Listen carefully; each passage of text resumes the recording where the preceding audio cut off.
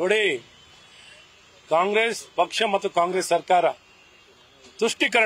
ತುಷ್ಟೀಕರಣ ರಾಜಕಾರಣವನ್ನು ಮಾಡೋದಲ್ಲಿ ನಿಸ್ಸೀಮರು. ಹಾಗಾಗಿ ಸಮಾಜದಲ್ಲಿ ಅಸೂಯೆ, ದ್ವೇಷ, ವೈಮನಸ್ಸು, ಸೌಹಾರ್ದತೆಯನ್ನು ಹಾಳು ಮಾಡಲಿಕ್ಕೆ ಮುಖ್ಯ ಕಾರಣಕರ್ತರು ಇತಿಹಾಸದಿಂದನೂ ಕಾಂಗ್ರೆಸ್ ಸರ್ಕಾರ, ಕಾಂಗ್ರೆಸ್ ಪಕ್ಷ. ಹಾಗಾಗಿ ಅಧಿಕಾರವನ್ನು ಪಡೆದಿರುವಂತಹ ಈ ಕಾಂಗ್ರೆಸ್ ಸರ್ಕಾರ ನಿರ್ವಹಣೆಯನ್ನು ಮಾಡಲಿಕ್ಕೆ ವಿಫಲರಾಗಿರುವಂಥದ್ದು. ಇವತ್ತು ಕೊಲೆ, ಸುಲಿಗೆ, ರೇಪ್ ಏನೆಲ್ಲ ಘಟನೆಗಳು ನಡೀಬಹುದು ಎಲ್ಲವೂ ಈ ಕಾಂಗ್ರೆಸ್ ಆಡಳಿತದಲ್ಲಿ ನಡೀತಿದೆ. ಹಗುರವಾಗಿ ಅವರ ಗೃಹ ಸಚಿವರು ಹಗುರವಾಗಿ ಹೇಳಿಕೆ ಕೊಡ್ತಾರೆ, ಆ ಕಾಂಗ್ರೆಸ್ ಸರ್ಕಾರನೂ ಹಗುರವಾಗಿ ಹೇಳಿಕೆ ಕೊಡ್ತಾರೆ.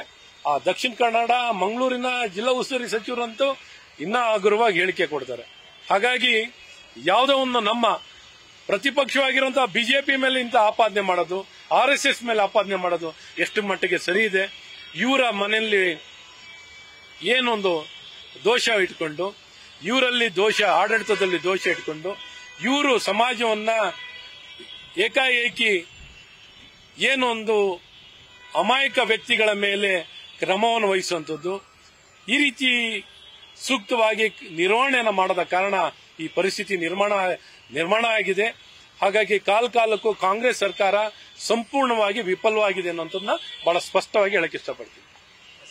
ಸರ್, ಈಗ ಎಸ್ ಟಿ ಸೋಮಶೇಖರ್ ಮತ್ತು ಇವರಿಬ್ಬರು ಕೂಡ ಉಚ್ಚಾಟನೆ ಮಾಡಿರೋದು ಇದು ಪಕ್ಷಕ್ಕೆ ಯಾವ ರೀತಿ ಸಿಗುತ್ತೆ? ಜೊತೆಗೆ ಒಂದಷ್ಟು ಜನ ಈಗಾಗಲೇ ಉಚ್ಚಾಟನೆಯಲ್ಲಿ ಇರುವಂಥದ್ದು, ಯಾರು ರೇಣುಕಾಚಾರ್ಯ ಇರ್ಬೋದು, ಕಟ್ಟ ಸುಬ್ರಹ್ಮಣ್ಯನ್ ಅವರು ಕೂಡ ಉಚ್ಚಾಟನೆಯ ಸಾಧ್ಯತೆಗಳಿದೆ.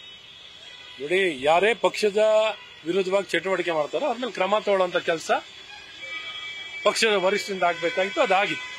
ಅದು ಮುನಿರತ್ನ ಅವ್ರ ಮೇಲೂ ಕೂಡ ಆಗ್ಬೇಕಿತ್ತು ಅಂತ ಅವ್ರು ನೇರವಾಗಿ ಆರೋಪ ಮಾಡಿದ್ದಾರೆ. ನಮ್ಮ ಮಾತ್ರ ಯಾಕೆ, ಮುನಿರತ್ನ ಅವರು ಕೂಡ ಸಾಕಷ್ಟು ಪಕ್ಷ ವಿರೋಧ ಚಟುವಟಿಕೆ ಮಾಡಿದ್ದಾರೆ.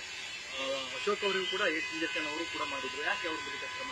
ಯಾವುದೇನಿಲ್ಲ, ಪಕ್ಷ ಯಾರ್ಯಾರು ಸೂಕ್ತವಾಗಿದ್ದಾರೋ ಅವ್ರ ಮೇಲೆ ತಗೊಂಡಿರುವಂತದ್ದಾಗಿದೆ.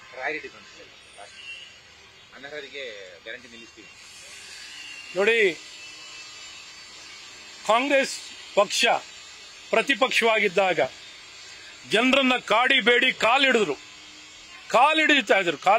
ಪ್ರತಿಯೊಂದು ವ್ಯಕ್ತಿ ಕಾಲಿಡಿದು ದಯವಿಟ್ಟು ನಮ್ಗೆ ಓಟ್ ಕೊಡಿ, ದಯವಿಟ್ಟು ಓಟ್ ಕೊಡಿ, ಅಧಿಕಾರ ಕೊಡಿ, ಪೆನ್ ಕೊಡಿ, ಪೇಪರ್ ಕೊಡಿ ಅಂತ ಎಲ್ಲ ಕೇಳ್ಕೊಂಡ್ರು.